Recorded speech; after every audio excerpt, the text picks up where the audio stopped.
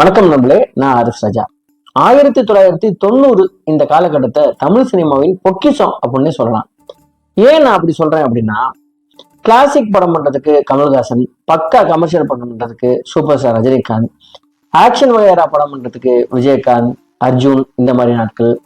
ரெண்டுக்கும் இடைப்பட்ட படங்கள் பண்றதுக்கு சத்யராஜ், பிரபு, ராமராஜன், மோகன் அப்படின்னு நிறைய கதாநாயகர்கள் இருந்த காலகட்டம்.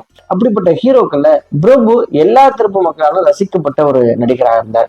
அந்த பிரபுவோட ஷூட்டிங்ல நடந்த ரொம்ப இன்ட்ரெஸ்டிங்கான விஷயத்தை பத்தி தான் இந்த வீடியோ நான் தரப்போகிறேன். சரி, நடிகர் பிரபு அவர்கள் சின்னத்தம்பி படத்தில் நடித்த முதல் பாடல் அரச்ச சந்திரம். இந்த பாட்டை பவானி சாகர் அணையில அழகிய மலைகளுக்கு நடுவே உள்ள அந்த அணையின் பாலங்கள்ல பிரபு தனது குண்டான உடலோட ஆடி நடித்த போது ரசிகர்கள் மற்றும் இயக்குனர் பி வாசு அவர்கள் பிரபுவோட நடனத்தை கண்டு பூரித்து தான் போயிருக்காங்க. அதன் பிறகு இயக்குனர் பி வாசு அவர்கள் பிரபுவை வைத்து இயக்கிய செந்தமிழ் பாட்டு அப்படிங்கிற படத்துல அதே அரச்ச சந்திரம் மாதிரியே ஒரு பாடலை பவானி சாகர் அணையில நம்ம எடுக்கணும் அப்படின்னு சொல்லிட்டு அவர் முடிவு பண்ணியிருக்கிறார். அப்படி இளையராஜா கிட்ட ஒரு பாடலை வாங்கியிருக்கிறார். அது ஒரு காதல் கலந்த பாடல். அந்த பாடல் என்னன்னு தானே கேக்குறீங்க. காலையில் கேட்டது கோவில் மணி, அதுதான் அந்த பாடல். இந்த பாடல் காதல் நயத்தோடு எடுக்கணும் அப்படின்னு முடிவு செய்திருக்கிறார் இயக்குனர் பி வாசு அவர்கள். அப்போது அணையின் பாலத்திலிருந்து பாடல் துவங்குவது போல பாடலை உருவாக்கி எண்ணியிருக்கிறார். அந்த ஷூட்டிங் நாள் அன்னைக்கு அந்த பாடல் காட்சியில் நடிக்க வேண்டிய சுகன்யா படப்பிடிப்பு தளத்திற்கு வர்றதுக்கு ரொம்ப கால தாமதம் ஆகியிருக்கிறது. அப்போ அந்த பாடல் காட்சி எடுக்கிறதுக்காக அங்க முன்பாகவே வந்த இளையராஜா பிரபு அவர்களும் இயக்குனர் பி வாசுவும் பேசிட்டு இருந்தாங்களாம்.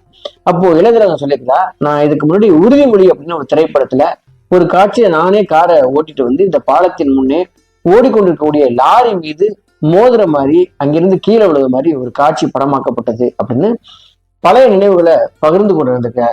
அப்படி பேசிட்டு இருக்கும் போதே கையில ஒரு ஆப்பிள வச்சுட்டு தூரமா தூக்கி தூக்கி போட்டு அதை கேட்ச் பிடிச்சி விளையாடிட்டே இருந்திருக்கார் பிரபு.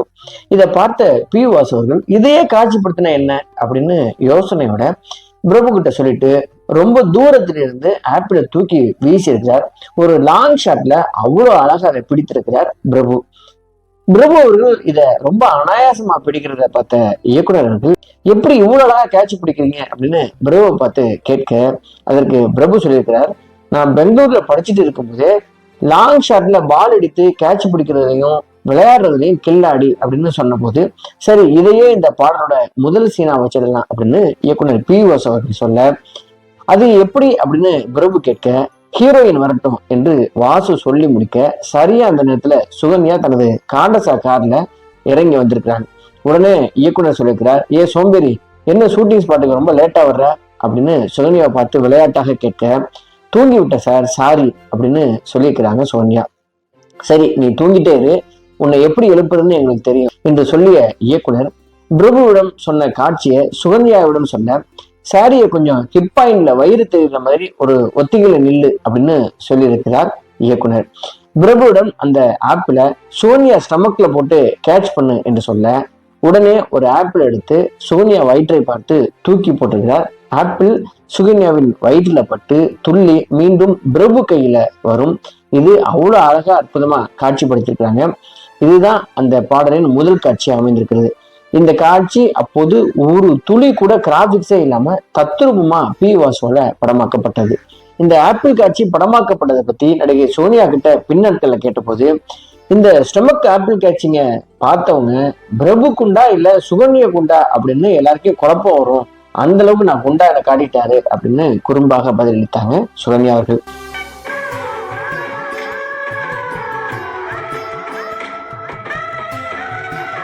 அதன் பிறகு இயக்குனர் பி வாசு அவர்கள் சின்னத்தம்பி படத்துல பிரபு பாடி ஆடிய அளவுக்கு இந்த காலையில் கேட்டது கோவில் மணி பாடல் அமையாவிட்டாலும் இது ஒரு நல்ல காதல் பாடல் தான் அமைந்தது. ஆனா அந்த பாடல் மாதிரி இல்லையே, அதாவது அரச்ச சந்தனம் பாடல் போல இது இல்லையே அப்படின்னு அடுத்து அவர் இயக்கிய உடன்பிறப்பு படத்துல புதுசா ஒரு பாட்டெடு, பொதுவா அதில் வாழ்த்தெடு ஹோலி அப்படிங்கிற பாடல்ல சத்யராஜ், ரகுமான் இந்த ரெண்டு பேரும் நண்பர்கள்.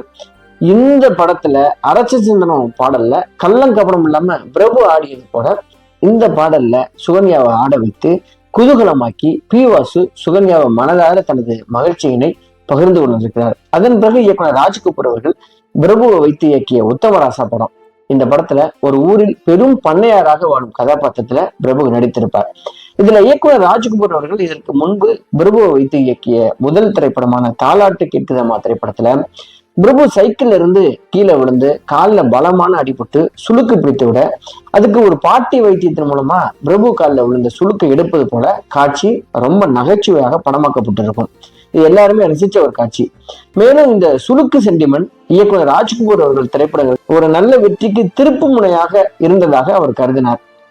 ஒவ்வொரு டைரக்டரும் இந்த மாதிரியான ஒரு சென்டிமெண்ட் சீனா வச்சிருப்பாங்க. அதே போல இயக்குனர் ராஜ்கபூர் அவர்கள் பிரபுவை வைத்து இயக்கிய 2வது திரைப்படமான உத்தமராசா படத்துல ஒரு சுளுக்கு சீன் வைக்க நினைத்த போது அந்த காட்சியை பிரபுவிடம் சொல்வதற்காக அப்போ சின்ன மாப்பிள்ளை அப்படின்னு பிரபு நடிச்சிருந்த அந்த படத்தோட ஷூட்டிங்க்கு போயிருக்கிறார்.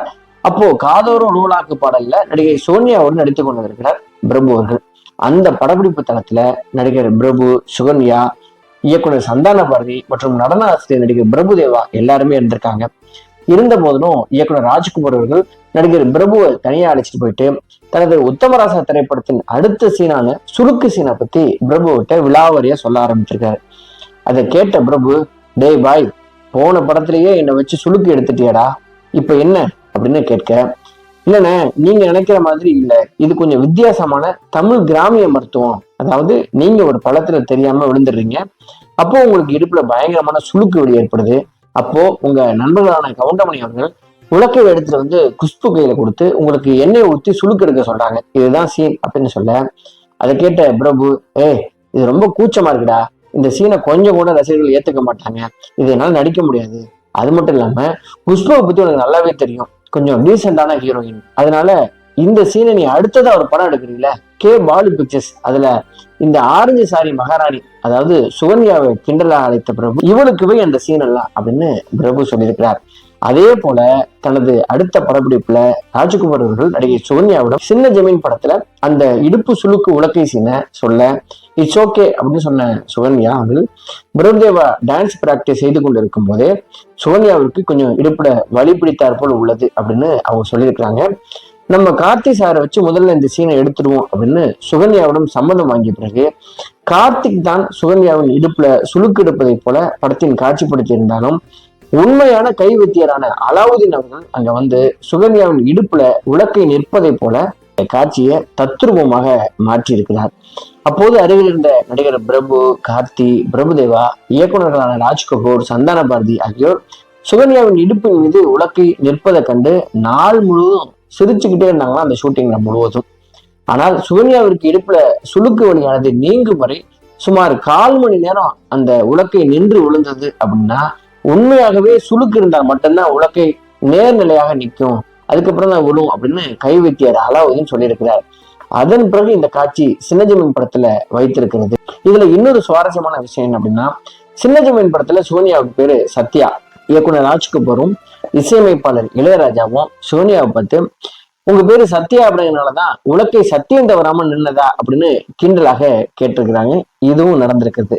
சரின் மூலே இதெல்லாம் இளையதிலகம் பிரபு அவர்கள் நடித்த சுவாரஸ்யமான காட்சிகளுடைய பதிவு. நன்றி, வணக்கம்.